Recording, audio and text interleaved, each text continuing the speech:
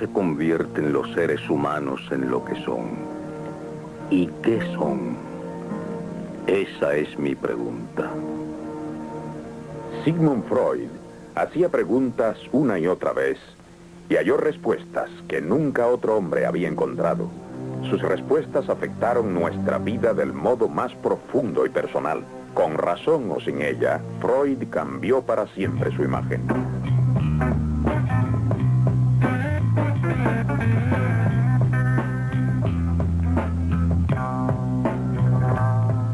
La humanidad siempre reconoció su aspecto espiritual. Yo tuve que demostrar que también había instintos.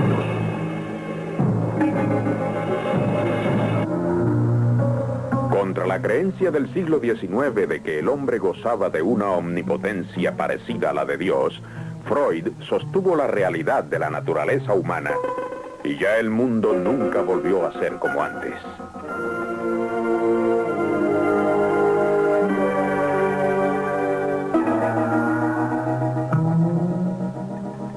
El trabajo de mi vida fue explorar la mente subconsciente del hombre.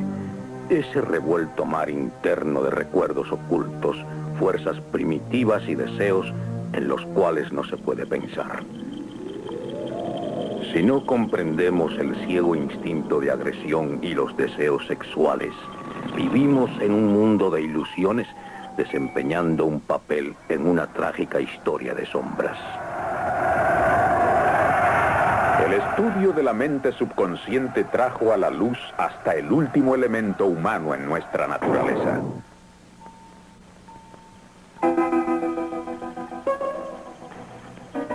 Aún hoy en día las ideas de Freud son alarmantes y radicales e instintivamente nos asustan. Freud, la oculta naturaleza del hombre.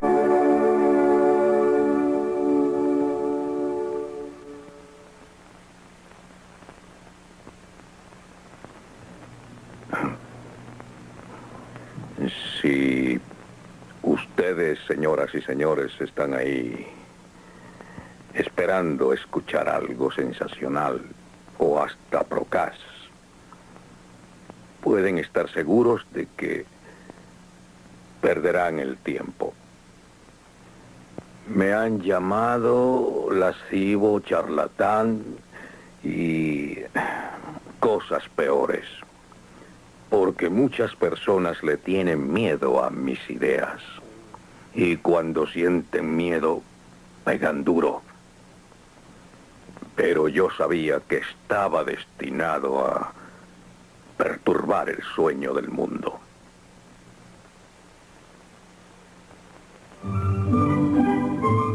¿Cómo era ese mundo cuyo sueño perturbó Freud?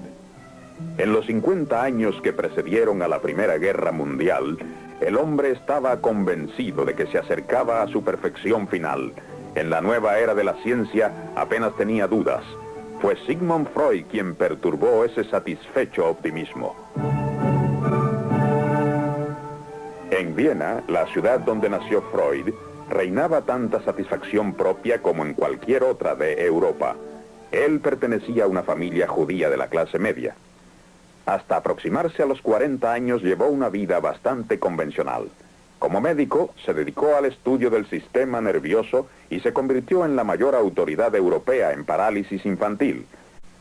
Si nuestra mente subconsciente, sin darnos cuenta, puede tullirnos o cegarnos, qué poderoso debe ser ese subconsciente y qué importante.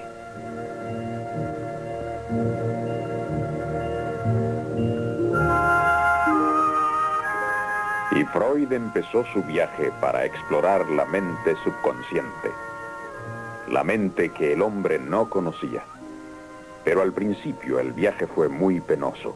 En 1896, Freud habló a los médicos de Viena acerca del origen sexual de la histeria.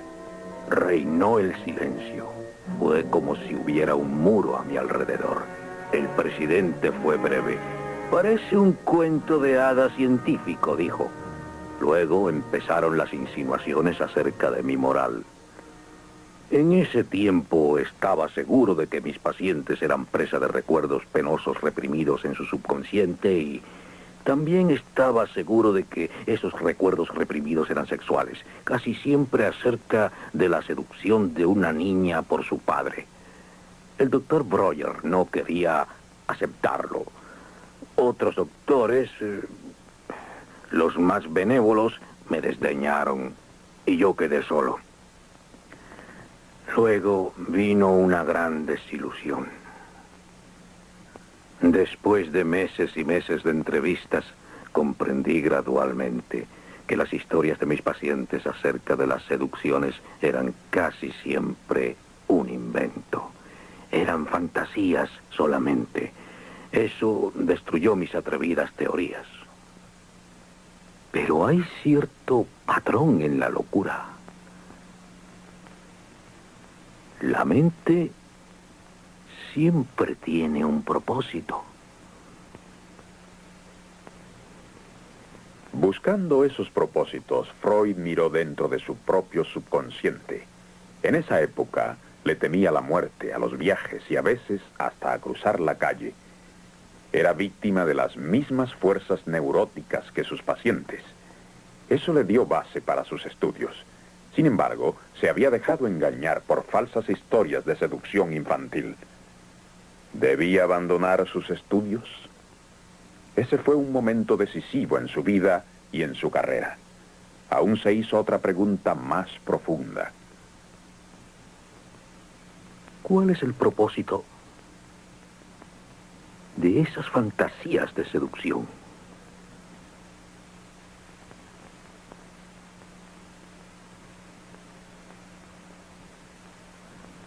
Es posible. Es posible que las mismas fantasías sean importantes. Era posible que las fantasías también significaran algo. Es extraño, pero a pesar de mis dificultades, yo tenía un sentimiento de victoria y no de derrota. Las fantasías son como sueños, y pronto descubrí que yo podía aprender mucho de los sueños de mis pacientes. Resolví explorar los sueños científicamente. Nuestra vida de adulto está profundamente influenciada por las emociones primitivas de nuestros primeros años. Esta idea revolucionaria en los tiempos de Freud es básica para que el hombre se comprenda a sí mismo y comprenda su civilización. El conocimiento de esas poderosas fuerzas de nuestro subconsciente puede asustarnos, pero también puede libertarnos. Porque así al menos comprendemos el origen de nuestros actos irracionales. Al descubrir esos orígenes, Freud no se volvió cínico con relación al hombre. Hizo del hombre algo comprensible, sin hacerle despreciable.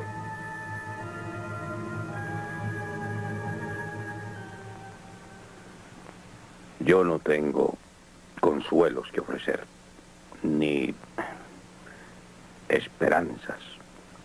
Les ofrezco solo una libertad limitada, verse libres de la ilusión y de la infantil esclavitud con el pasado. Les ofrezco algo que es muy difícil de conseguir, que puedan comprenderse de modo real siempre y proteger su yo individual también de las salvajes fuerzas interiores y de las de su sociedad.